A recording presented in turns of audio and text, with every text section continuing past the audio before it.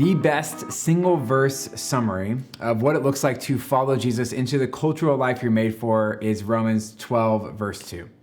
It says this: "Do not be conformed to this age, but be transformed by the renewing of your mind, so that you may discern what is good, pleasing, and perfect will of God." In this text, there's three key verbs that help us move toward the cultural life that you're made for. But we're going to focus most of our attention in this session on the last of those verbs. The first part says, do not be conformed. Some translations say, don't be conformed to the patterns of this world. And this is our starting point. The realization that you already have been formed by the patterns of this world, and now in both good and bad ways, and now we need to unform those patterns. How do we do that? Through the transformation of our minds. It says, be transformed by the renewing of your minds. How do we do that? By beginning to immerse ourselves in the biblical faith that we talk about in the Everyday Faith course as you engage with the habit of immersing yourself in the storyline of the scriptures. And then all of that, what that does is that it helps us then re-enter our culture in a way that allows us to discern how to follow God's good, pleasing, and perfect will through whatever cultural moment we find ourselves. To discern means to examine or to test something. And it's a skill that requires ongoing practice, whether you live in the 1st or the 21st century, whether you live in ancient Rome or modern London. And so how do you do that? It comes down to learning to ask the right questions. In fact, I believe that learning to ask just 3 basic questions can help you navigate your cultural moment faithfully and follow Jesus into the cultural life you're made for. First question that you can learn to ask is an easy one. What can I celebrate? In light of the Bible, what can I celebrate in the world around me? The first thing to recognize is that in every culture, there are things you can enjoy, even things that weren't created by followers of Jesus. Dutch theologian and politician Abraham Kuyper says that you can find the good in the culture around you at times because of God's common grace. Even though the world has fallen into the curse of sin, there are still good and beautiful things around you, even if there's sometimes some bad in them as well. And we'll talk more about that in just a moment. Philippians 4 verse 8 says, "Finally, brothers and sisters, whatever is true, whatever is honorable, whatever is just, whatever is pure, whatever is lovely, whatever is commendable, if there is any moral excellence and if there is anything praiseworthy, dwell on these things." For example, there might be a public policy that you recognize as good for people who are made in the image of God, or a song or a movie that speaks something true about reality, even if it wasn't written by a Christian. A new product that solves a real problem in a good way.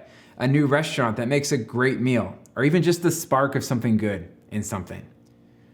But you can't just ask, what can I celebrate? You also need to ask, as you're discerning your way through culture, what can I challenge? You will encounter politics, products, and practices that need to be challenged in light of the Bible, and sometimes even condemned. We talk more about sin in the Everyday Faith course, but sin affects everything, and sin has affected every culture as well. In 1 Corinthians chapter 10, Paul addresses, for example, a question about diet, which was a cultural issue for people. He says this in 1 Corinthians 10, verse 23, "Everything is permissible, but not everything is beneficial. Everything is permissible, but not everything builds up." He's trying to teach people a way of thinking that doesn't just mindlessly consume, but thoughtfully engages with the culture around it. So there might be public policies that are simply bad for people, or treat people as less than human. Cultural practices that we do by default that are inherently harmful or damaging. New technologies that you just don't participate in. There might be films, music, and other products that we simply reject because of their content or the way that they're made. But with many things, there will be aspects that we can celebrate and aspects that we can challenge. With a lot of films, for example, you can often celebrate the storytelling and the creativity while challenging some of the underlying values that might be intentionally or unintentionally be communicated through it. Justin Whitmel Early, in his book Habits of the Household, says that his family lets the credits roll at the end of the movie, and during that time, while it's rolling, they have a conversation about that movie, both the good and the bad. The third question is, what can I cultivate? What can I celebrate? What can I challenge? And what can I cultivate? At our best, we are not just reactively celebrating the good and challenging the bad, we are proactively cultivating and creating something better as your vocational life and opportunities allow, in light of what has been handed down to you in your culture. This language goes all the way back to the book of Genesis. Genesis chapter 2:15 says, the Lord God took the man and placed him in the garden to work it and watch over it. From the beginning, we are gardeners at our core. God created the world and put all of us into it to cultivate it and make something out of it, even in its broken state. We're gardeners who are watering the good through celebrating, weeding the bad through challenging, and planting something even better right in the midst of the cultures where God has placed us. Andy Crouch, in his book Culture Making, says this is central to our calling. He says, cultivation in the world of culture is not so different from cultivation in the world of nature. One who cultivates tries to create the most fertile conditions for good things to survive and thrive. And that's what we can do in the culture around us. This doesn't mean just creating derivative Christian versions of other cultural products. It means that as your vocational sweet spot provides you with opportunity, cultivating the good into something even better in the cultural worlds of politics and products and practices, not just following the culture, but leading it.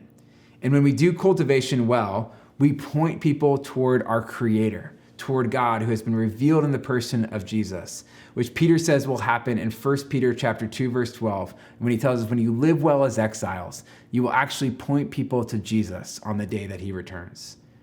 Paul the apostle was a master of this in Acts 17 when he was in Athens. As he was navigating his cultural moment, he celebrates the fact that people are spiritual and longing for something more. He even quotes one of their poets. But then he challenges the form it's taking, the worship of idols. And then in doing so, he cultivates something better, starting with a statue to an unknown God and pointing people to the God that they really long for, who has been revealed in Jesus. As cultural exiles, we live in our cultural moment with patient hope, knowing that one day Jesus will return and make all things new. It's this hope that frees us from trying to force the culture of the kingdom through politics or just having total despair at the culture around us. A day is coming when, as Revelation says, there are people from all cultures standing around the throne of Jesus.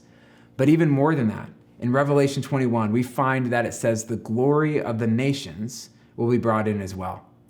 Listen to how Richard Mouw describes what that means.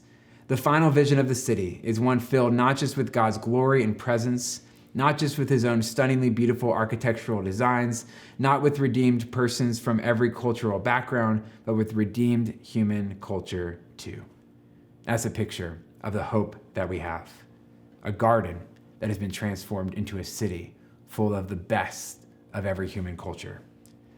There's an ancient letter written to a Roman scholar named Diognetus by a pagan who is exploring what Christianity was all about. It's a letter dating back to the 2nd century, a time when Christianity was still a small but growing movement within the Roman Empire. And in the letter, he gives a generous account of what it looks like when an entire community follows Jesus into the cultural life they're made for. A letter that gives us a vision for what it could look like for us as we bring this course to a close. Let me read a portion of it for you. It says this, "For Christians are not distinguished from the rest of humanity by country, language, or custom. For nowhere do they live in cities of their own, nor do they speak some unusual dialect, nor do they practice an eccentric lifestyle. This teaching of theirs has not been discovered by the thought and reflection of ingenious men, nor do they promote any human doctrine as some do. But while they live in both Greek and barbarian cities, as each one's lot was cast, and follow the local customs and dress and food and other aspects of life, at the same time they demonstrate the remarkable and admittedly unusual character of their own citizenship. They live in their own countries, but only as aliens. They participate in everything as citizens and endure everything as foreigners. Every foreign country is their fatherland, and every fatherland is foreign. They marry like everyone else and have children, but they do not expose their offspring. They share their food, but not their wives. They are in the flesh, but they do not live according to the flesh. They live on earth, but their citizenship is in heaven. They obey the established laws. Indeed, in their private lives, they transcend the laws. They love everyone, and by everyone they are persecuted. They are unknown, yet they are condemned. They are put to death, and yet they are brought to life. They are poor, yet they make many rich. They are in need of everything, yet they abound in everything. They are dishonored, yet they are glorified in their dishonor. They are slandered, yet they are vindicated. They are cursed, yet they bless. They are insulted, yet they offer respect. When they do good, they are punished as evildoers. When they are punished, they rejoice as though brought to life. By the Jews, they are assaulted as foreigners, and by the Greeks, they are persecuted, yet those who hate them are unable to give a reason for their hostility. In a word, what the soul is to the body, Christians are to the world." How do you follow Jesus into the life you're made for? One step at a time. What's one step you can take this week toward the cultural life you're made for?